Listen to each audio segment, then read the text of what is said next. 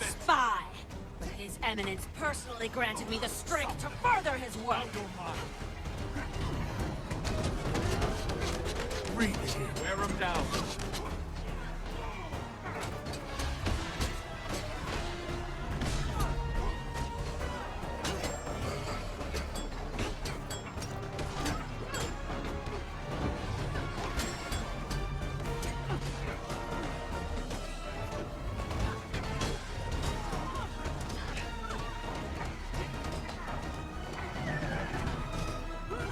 Come here.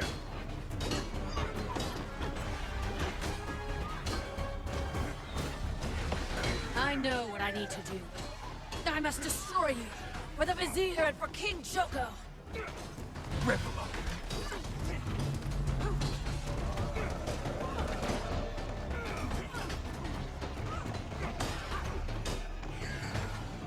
Clear. You sick?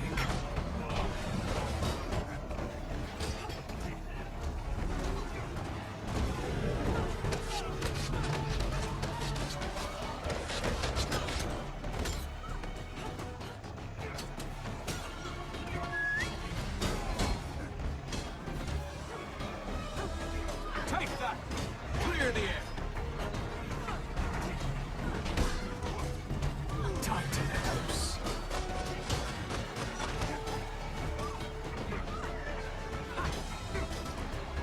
Soften them up.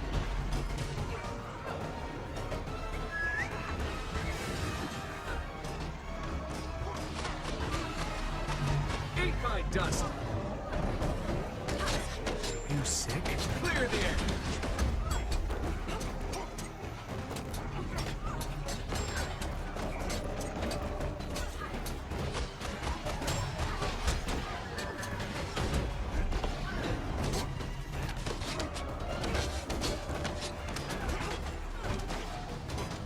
Unleashed!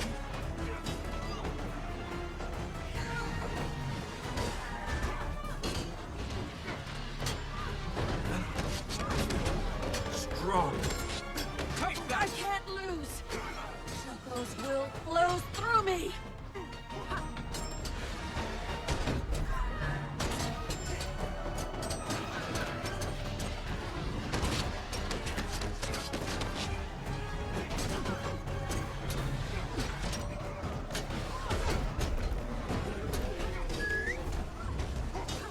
Now that's a combo!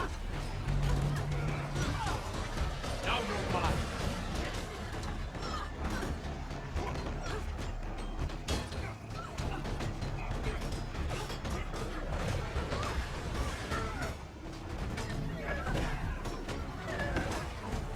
It can't be. Hello guys, welcome to our channel. This is Roll. In today's video we are updating my main build for open world PvE and all around build Celestial Untamed. And this build in my opinion is very hard to match. You can't find a build that perform to its limits.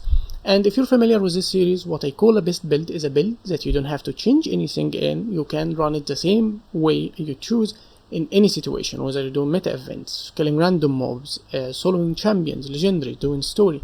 There's nothing you need to change with it. It's perfect, it can hold its own against any situation.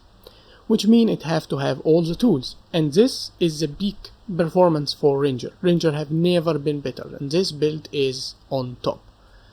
So you have melee weapon, range weapon, you have both power and condition damage, you have all the stats, you can give yourself boon, you can remove boons from enemies, you can defend against projectile, you have a decent, very good cleave, you have the ability to focus single target, you have CC to break any defiance bar, you are tanky, you have healing, and you have insane amount of damage. This build, no support, nothing. As you run in like that, you can go kill a champion in the open world and you can reach up to 17k DPS.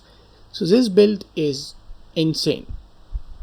Maybe you have lost Fervent Force and used to be broken with some mechanics like the magnetic balls, and even had the broken build with Alacrity Untamed, but we got something in return, and Untamed is king. And especially we can run dagger right now, which finally means we can run a build like this with a melee option. It is very good. So without further ado, let's get right into it. So for my gear, it's still mostly the same. I'm running full Celestial, everything is Celestial. In fact, I don't have even Ascended for my weapons, so I'm running exotic weapons, and I'm still able to reach 17k DPS on a normal target, no support, nothing, just me as I am.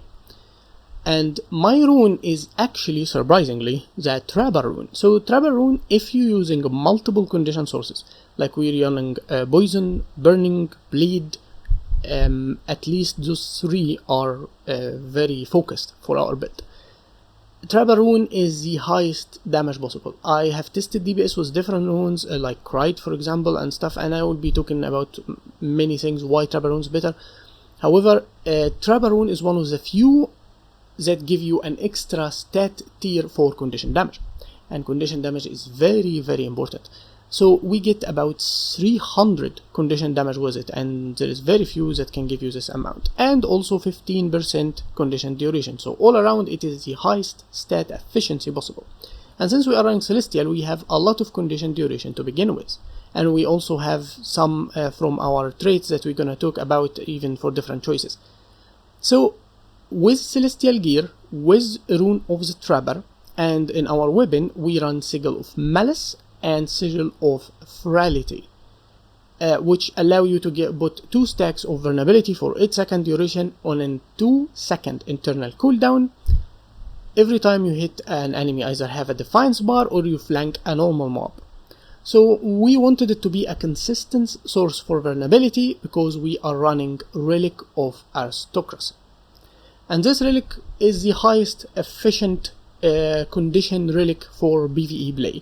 It gives you 3% condition duration for 8 seconds when inflicting weakness or vulnerability on a foe.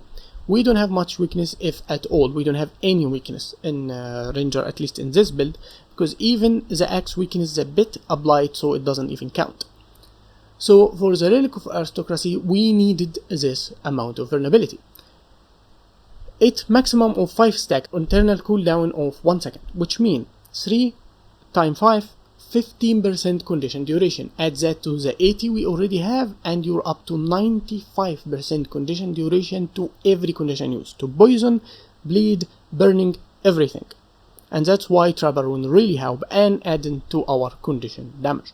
So you're gonna be stacking it very easily depending on your weapon style, and it's easier if you run Defiant bar enemy. It's just gonna happen. You don't even need to worry about it. And if it is a normal mob, it's gonna be easier to do it through the dagger set, but we're gonna talk about a different option when you get to it. And like we said, we run a Malice for extra condition duration and Zero Priority and Trapper. Now let's go for the build itself. So it's standard condition ranger with skirmishing, wilderness survival. We get Fury, Swiftness, and extra damage for critical and critical chance increased, and we are hybrid. We're using power and condition, so it's very efficient. We're getting every drop of use from anything we get, any stat, any boon, anything. And we have enough precision that third of our critical hits and our big critical hits will apply extra bleed, and we're running hidden barbs for our bleed to do 33% more damage, and we finally got rid of short bow. So no need for lightning on feet, and we're running with Vicious Quarry. Vicious Quarry will make Fury give you 40% critical chance, increasing the normal Fury critical chance by 15%. As you can see, if we remove it, the Fury itself give you 25. You put it and give you 40, and give you 250 ferocity if you have Fury on you, and you will have Fury almost permanent with this build. So it increases your damage a lot. Let's take a look at the stats. For example, now I have Fury, 75 critical chance, and Ferocity by 208. Now for Wilderness Survival, we're running standard Wilderness Knowledge because we have 2 survival skills and also the healing.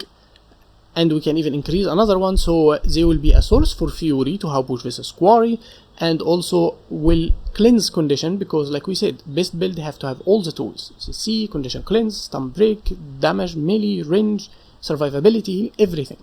So we need obviously the condition cleanse. And I'm running Ambidexterity, which give me 120 condition damage. It lowers the charge of dagger and torch skills, and 120 condition damage additional if I'm running either a torch or a dagger. So I'm running torch in one hand and dagger in another, so I'm always having the 240. Now for this first line, most of the time I'm really enjoying always running Child of Earth to having even a broken amount of CC, more condition cleanse, more fury sources, and the immobilize with slow bolzing is really helpful, especially if you break in a defense bars. It's quite hard to break if you have a lot of blinding or your enemy dodging, like if you're killing Zawadi, for example, as a bounty in Desolation, something like that. So it's quite helpful if you run something like that, but you don't have to. That's why if you want the highest DPS possible, efficiently at least, even from the start of the combat without stacking aristocracy, then you would go with Taste for Danger. And I'm with Ryan here to increase my vitality and gain exactly 10% for condition duration. As you see, 80, and if we go for Child of Earth, it is 70 and a half or 0.4. So it's about 10% condition duration increased. So it's up to you. You're free to use what you want or what you enjoy more or find more relaxing, I guess. And the minor are we gaining endurance regeneration faster, and we gain protection every time we dodge, and protection heal us. And we have multiple sources of protection we're gonna be talking about in a second. For Untamed itself, we get the Unleash Ambush skill that actually got buffed on release of Soto, or sorry, Secrets of Obscure, because now it heals for double the amount that it used to on the first life siphon and on additional hits. So it's really good, that amount of increased healing that we can get from this. And even unlike the beta, they have buffed the Unleash skill for dagger, or the power amount of damage it does. Now the other minors, you simply get increased vitality and Vow of the Untamed, which is one of the best traits that we ever got. It lowers incoming damage by 25% power damage and increase ours if we are unleashed by 25%. And remember, we are hybrid, so we get the value of power hits. Now I'm taking Debilitating Blow because obviously you can apply poison if you're unleashed, or slow if your bit is unleashed. Most of the time, obviously, you always want to apply the poison to add more to your DPS, and that will happen every time you disable an enemy. So if you use this daze around your enemies, it will apply the poison. If you're using this skill also while you're unleashed, it will apply the poison. So it is the best for damage here. This is barrier, we do not need more survivability, and the extra damage from a bit skill, the first unleash bit skill, is quite decent, but I found this to be better. Just straight up poison damage is obviously good. For the second trait, you can choose. It is really up to you. So if you want to have access to either quickness or stability, if you want, so basically, if your bit is unleashed, if you see those green skills, every time you see the enemy, so you have this skill and this skill. You have the Warhorn 5 and Exploding Spores. If you use them while your bit unleashed, you get stability on a cooldown of 1 second, so don't use them at the same time, obviously. If you are unleashed like that, you get quickness. However, I found the ability to have an extra condition cleanse is much better. I'm very comfortable with it. It's on a 10-second cooldown, so it's not like it's happening very fast every time you enter unleash or unleash your bit state, but you can cleanse 2 condition adding to what you have here. But it's really up to you. I'm able to reach 17k DPS with this form, as you can see here, and even got close to the same thing with Child of Earth, so this one barely gave me like 500 DPS or something like that. So I'm right. Now the last one is a beautiful trait that we got, is Restorative Strike. So Restorative Strike got changed a little bit a while ago, because now it will give you protection every time you enter or leave unleashed state, like in or out. The both buffs the protection and Restorative Strike on a 10-second cooldown. It doesn't show here, but it have a 10-second cooldown. As you can see, I have it now. I will leave, it didn't reset or anything. I will enter again, I don't get it. I will leave again, I don't get it. It have a 10-second cooldown. And as you see, I do it again, and now I have it. So this effect, first, it's a protection, so it will lower the amount of damage you can get, you eat from power. And because we have the trait Rugged Growth, we get to heal ourselves for this protection. 414 every second, and we get 4 seconds and a quarter. Let's say 4 seconds. So that's like 1k600, something like that, just on 10-second cooldown from it. But that doesn't matter, because it will lower the damage coming to us, but give us this effect Restorative Strike, which 33% of outgoing damage. It's only for strike damage, so it's for power damage, but we are hybrid, we are running celestial gear, and we have both our weapons hybrid. The dagger and the warhorn is basically a power weapon, and the axe also is a power weapon or a hybrid weapon. So 33% of the damage dealt on those 4 seconds will turn into healing. You will find yourself able to heal yourself from like 100 health to 30k in no time, especially if you're cleaving a lot of mobs around you so fast and if you time your skills right. So the amount of healing we have in this build is crazy great. First, the protection all will heal us. You can get protection from this if you want, from spores if you use it while your bit is unleashed, and you can get might if you use it while you are unleashed. Most of the time you will never need the amount of protection that it gives, so simply use it while you are unleashed.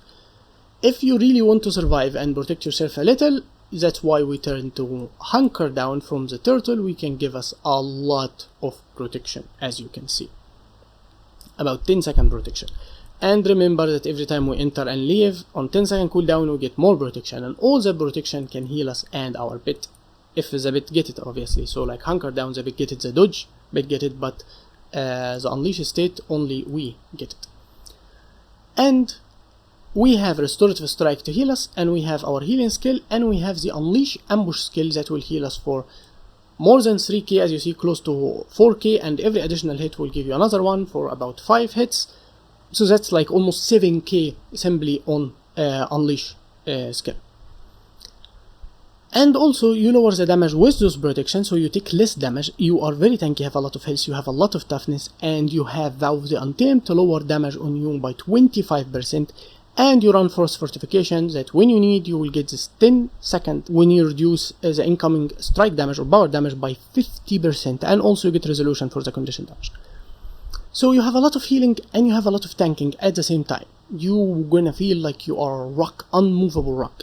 I was able to kill Zawadi like tanking it straight to its face, soloing the legendary facet, the legendary worm, like anything. You can do almost anything with this build.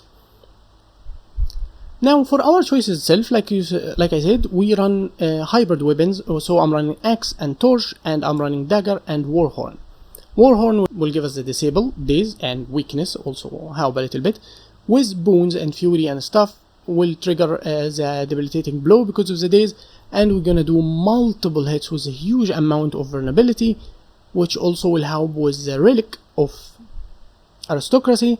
Beside, it's boon for us and boon for our bit. I found it really enjoyable. Beside, Hunter's Call will trigger the reset of force fortification. It's 16 hit in a very short time, which means we will cut a huge amount of the cooldown for the elite skill. Remember, force fortification work that you shave 1 second for every hit that you or your bit will do as long as you have the effect on you. So you have 10 seconds to try to get this 90 second to much lower cooldown. So most of the time you'll be running on Jacaranda. Unless you want to survive, you will switch to the turtle. Other than that, if you're not soloing a champion or anything, you will never change Jacaranda. She can heal herself, you can heal her also, it's very tanky. She can do everything and you don't have to change it. Now let's see an example of force fortification. And now you spam your hits like that. And as you see, you can shave a lot of the cooldown in those 10 seconds that you have it on you. From 90 seconds, only in 10 seconds we had it down to 22 seconds. That's not even the perfect rotation, but that's why the warhorn is very great. So in this set, Jacaranda will always have multiple hits, like this, up to 5 target, and this also 5 bolts of hits that will happen, and you have the warhorn. On the other weapon set, you have 5 hits from here, this one will bolts, and the unleash ambush skill will be extra 5 hits on multiple targets at the same time. So those multiple buckets of hits will reset your cooldown much faster. Again, also exploding spore, for example, it's 5 hits, so it will help you reset it much faster. And our choices for skills, we have the biggest healing for Ranger, Troll Unguent, Condition Cleanse, insane amount of healing, Fury, it's just great. And we have Exploding Spores for boons, healing if you want, huge amount of damage, Poison, it's both power and condition damage, it's a CC, it's just perfect. And Sharpened Stone for the bleed, And also Quickening Zephyr as the only stun break we have, and will give us huge amount of quickness since we're running Celestial, so it gives us boon duration, so it's great. It's super speed, quickness, stun break, fury, and secondation clinch. It's just beautiful to use. And the Elite is a stability source to help us even tank more with resistance, resolution, super speed or vigor depending on the stats that you use it in it, and you can reset it with your event like that. Now let's talk rotation. So the rotation is simply very basic. Let's say you're going to attack a champion or something and you want to be more as efficient as possible. Let's say you're gonna even use force fortification since the start and something like that. Obviously you're gonna have to time Hunter's Call and most of your pocket hits in order to reset force fortification as fast as possible. So you're gonna use your dagger hits, your bait hits, everything, and then move to the axe and torch. Spam everything also and move immediately after the cooldown of weapon swap resets. You're gonna try to time your unleash ambush power on the weapon you are in. It doesn't really matter, don't really pay attention to which weapon you're actually using, because both of them are useful either to you want to immobilize to break the defiance bar, or you want the damage that will happen to everyone around you with the vulnerability, so it really doesn't matter. You want to keep changing between your weapons. Unless you have a priority skill, which you will face at times when you need to wait like another second or something to use a Hunter's Call, Call of the Wild I mean, or Instinctive Engage for example. So wait until you use him and then move again. But it's a very simple rotation, it's not complicated, so it's really up to you what you want to do. And I will be showing it here as an example.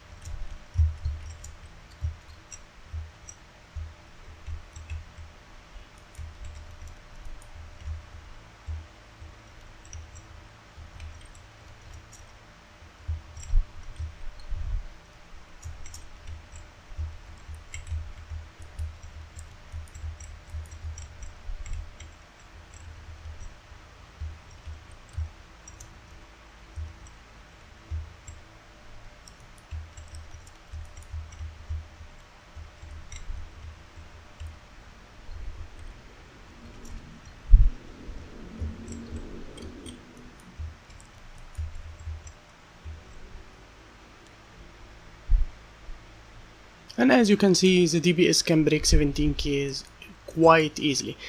You simply spam your access skill, you wait for skill 2, don't wait for skill 3 or 4, simply switch immediately, and always in dagger stay enough for the priority skills when they are close on cooldown. Call of the Wild and Instinctive Engage. This is a solo style because quickness become very important from skill 4, the extra boons and stuff like that. So that's it for the build. I hope you enjoyed and found it useful, entertaining and informative. Don't forget to like, subscribe and share. Ask me anything in the comments, and also check the description for other builds and updates that will be coming, especially that we are after the expansion. That's it, and I'll be seeing you next time. Peace.